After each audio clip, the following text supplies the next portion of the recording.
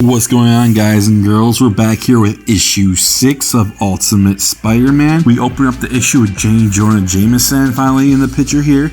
He's asking, why does the Daily Beagle have such a crappy title when like the New York Journal is talking about the Spider-Man, New York Globe is talking about the web wonder of the world, and we got Daily Beagle Osborne House Burning. He wants to know why the cover is so bad and why aren't they covering this story. In the next couple panels, he's basically telling his team, listen, I don't care what the hell you're working on. And he even throw a mention to Matt Murdock, so Daredevil's mentioned here because he's working on the Kingpin. This guy's working on the Kingpin case. He's basically saying, I want everything you know about Spider-Man. In the next panel we go to, we see Peter, and he's super excited. He created the web slinger that we know today, and he figured out the formula that his dad was working on for certain things, and he just hit him, he said, and now he knows the web formula. He's hanging upside down and he's trying to figure out how long the web formula lasts, and Maze is basically saying go to bed. Next day in class, he falls asleep, wakes up and breaks his chair because he's startled and he's got too much superpower, so he's gonna break it. His teacher basically threatens him, hey, I'm gonna tell your basketball coach, and she basically goes, you can tell him, basketball coach, I quit. It doesn't really have any effect on me. Everyone doesn't understand why he quit, and he basically is saying it wasn't for me. Harry shows up to school after that whole incident in the last issue where his house been being bombed and not being talked to in a while. Everyone's like, hey, we've been trying to get hold of you. Peter calling, everyone's like, oh, we're trying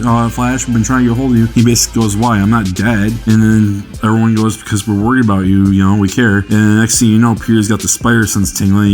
You can tell around the panel, and everyone's like, what's going on? And the next thing you know, he hears a wild boom. Essentially what's happening is the goblin's trying to come after Peter, but Harry thinks it's after him. The school is under attack and everyone's in a panic. Next thing you know, you have Spider-Man coming in the picture because he's going to save the day, and he swings through the window, and you go through a little cutscene because this is kind of cool. He goes, I gotta figure a better way of doing this. So he puts on the suit. He was going to put the suit in the bathroom and go to town, but he realized I can't be seen, they have to see me coming into the school, not just coming from out of the school. They know I'm not a student here. So you get a little flashback, and next thing you know, you see the same panel you've seen a couple panels before, and Spider-Man going in. He sees the Green Goblin, and this is the first time we get good looks of him. He is pretty jacked. He looks like the Green Goblin mixed with gargoyles. Spider-Man ensues a battle with him. They start punching and fighting.